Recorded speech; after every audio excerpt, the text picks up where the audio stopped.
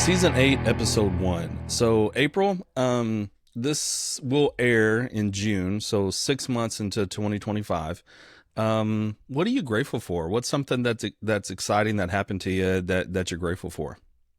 Man, that's a hard question to answer because I try to live my life with so much gratitude. But if I had to pick like big ticket things, my oldest child finished her first year of college, which makes me dating myself. So I don't know how I feel about how I'm answering this question, but I'm super proud of her. To have 1 year done, that's pretty awesome. And then I'm thankful she's home. Nothing can prepare you for a kid not living with you. And of course, you love your kids, you're thankful for them, you're grateful for them. But there's another level of gratitude when they're home because they choose to be home and not because they have to be home. So I'm super grateful for that. Yeah, man, that'll be. I bet there's a lot of emotions there, a lot of you know, maybe even accomplishment. Not to mention all the things that your kids are doing by themselves and everything. But yeah, I'm sure that's a whirlwind. Um, Again, similar to you, there's so many things that has happened that's been awesome this year.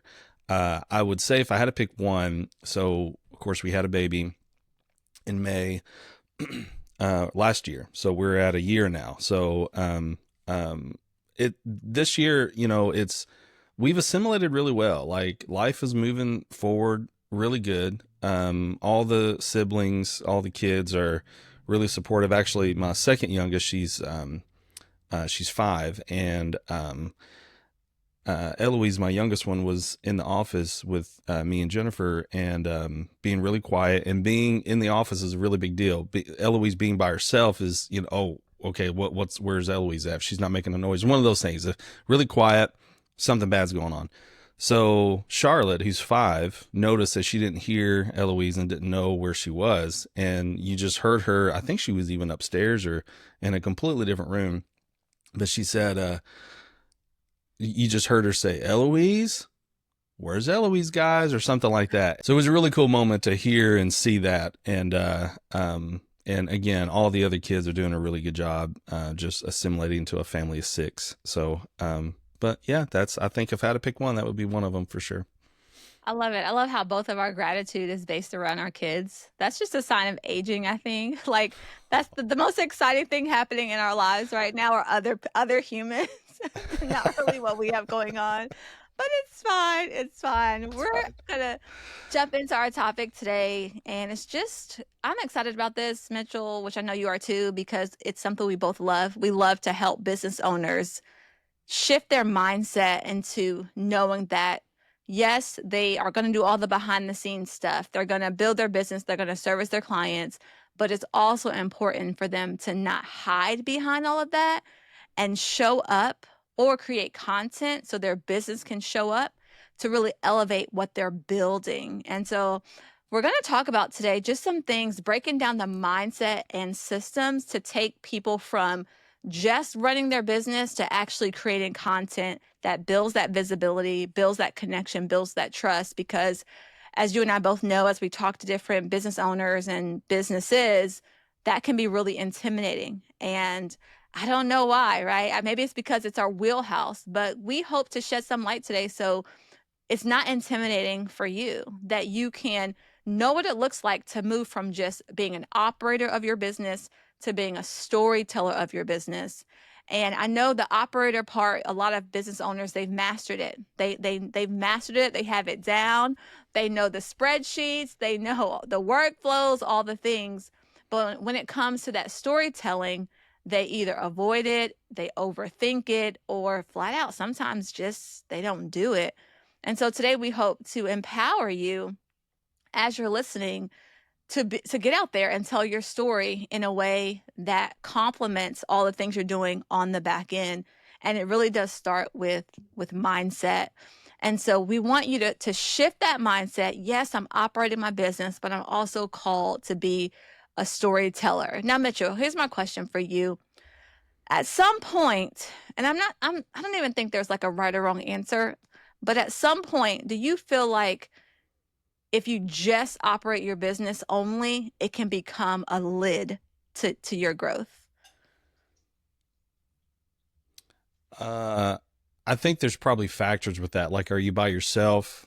Are you a one man band? Are you, is it you and a spouse, you and a partner, you and maybe it's a family business. Um, but I think the short answer to that is yes. You're talking about it being a lid, and I think we're also talking about personalities here. You're talking about a business owner who knows everything about the industry, knows everything about the market, knows everything about how to run numbers and look at metrics and make decisions and all that stuff. And sometimes as an operator, you can't see the forest from the trees. Like you're so in the problem to fix problems that it's hard to get a third party perspective looking at the whole picture. And so yeah, I think operating your business even really well. I mean, you're very good at it. People come to you and ask you questions, but still, that could be something that is preventing you from reaching the next level. That could be your lid, and stopping and taking time to tell your story, tell the story of the business. I think it will definitely help bring you to the next level for sure. Yeah, I mean, I would agree with that. And then I also would say, in my perspective, you just being an operator is a lid because the world is so big. And sometimes we operate so well inside of our box, our community, what we have going on. But if we go from operator to storyteller, how many more people are going to know who you are, your values, what you offer? Like how much can you grow when you extend yourself beyond just the comfort level of operating with the territory that you have, for lack of a better word? And it's like, all right, I've done great here. Now let me think a little bit bigger, right? Let me think about how I could reach more people, grow my business. And when I show up as a storyteller, when I do show up in front of all these new people, that's the number one way I'm going to be able to build trust. Because we all know that people don't just buy because of the offer, because of the product, because of the service. They buy because of the person and the story Mhm. behind it.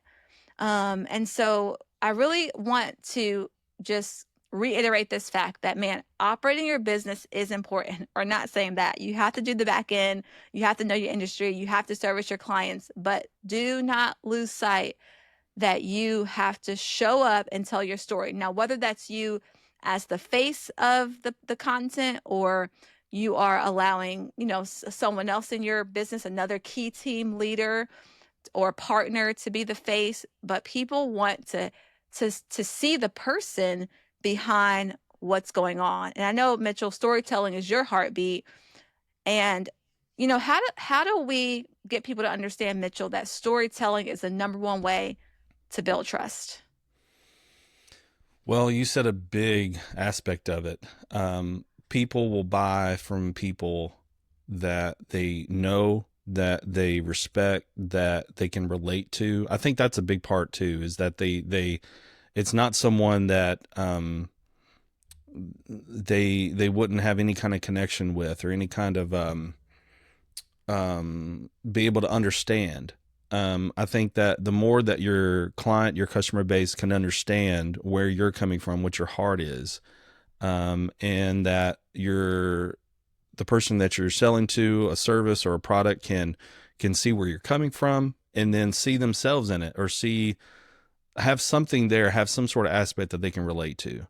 Um, I think people will be more willing to buy from that, and to do business with a company in a business like that for sure.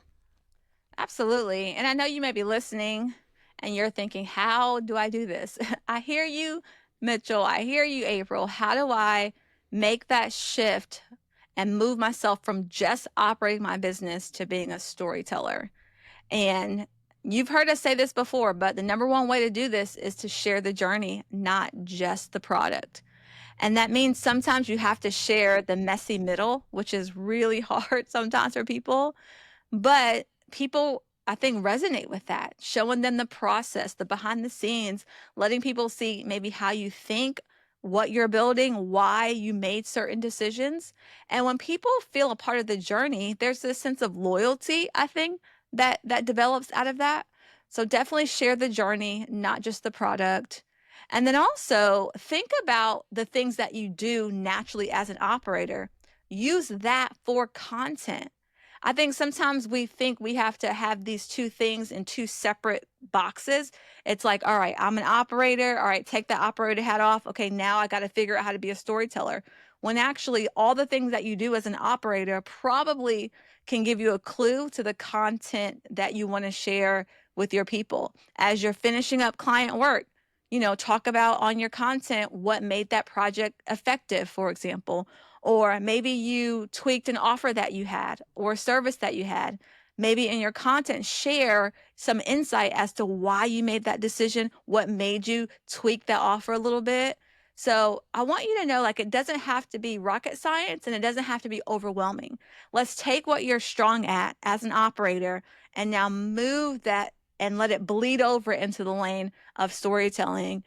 And then I'll say this, start small. Like, you don't have to, do live video every single day.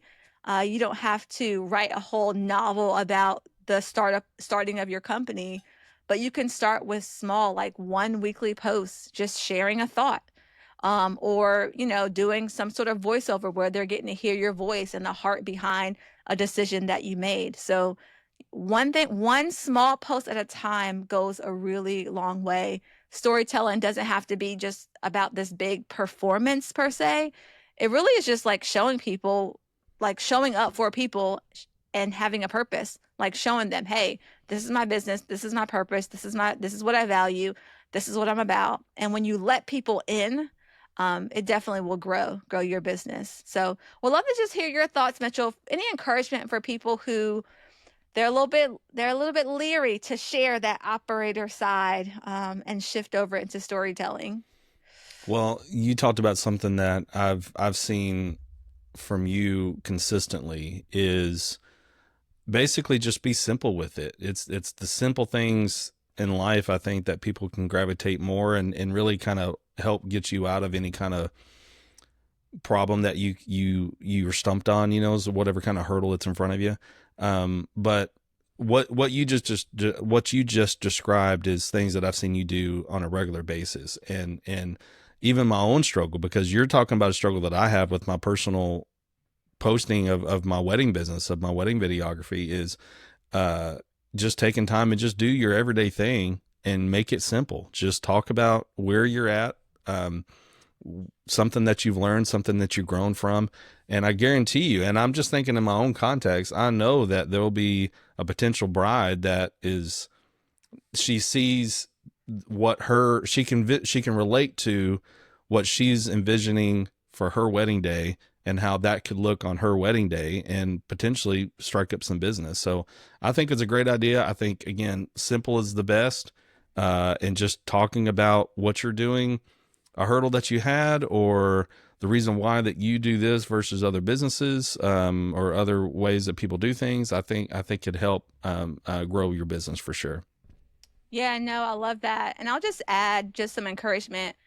As you start this kind of shift from being just an operator to a storyteller, it's okay if it doesn't feel natural at first because it may be brand new to you. And sometimes when we start off, because it feels so unnatural, we think we're doing it wrong or we back away from it, like maybe that wasn't the right decision. I just encourage you to keep taking steps of creating content, even when it's uncomfortable, right? And the more that you lean into it, the easier it will become.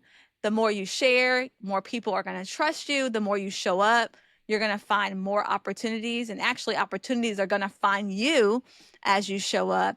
And of course, the more you speak, man, your message now, you're positioning it to really become a movement because you're speaking about it so much. And so, well, you can do this. Like, we know this is possible. Don't feel discouraged. You can make that shift from operator to storyteller. And if this resonated with you in any way, we would love to hear that. I want you to DM us the word story over on Instagram and let us know how you're stepping into visibility this week. Like, what is the one thing you can do this week to shift your mindset from being an operator to being a storyteller. We can't wait to connect with you, hear what you have going on. Don't forget to subscribe to the podcast, share this out with your business partner, all of the people in your networking groups. We would love to connect because we know that it is time for you to make this shift to elevate your business. And as you connect with us, we will hope that you would know more and more that together we We dream dream media. media.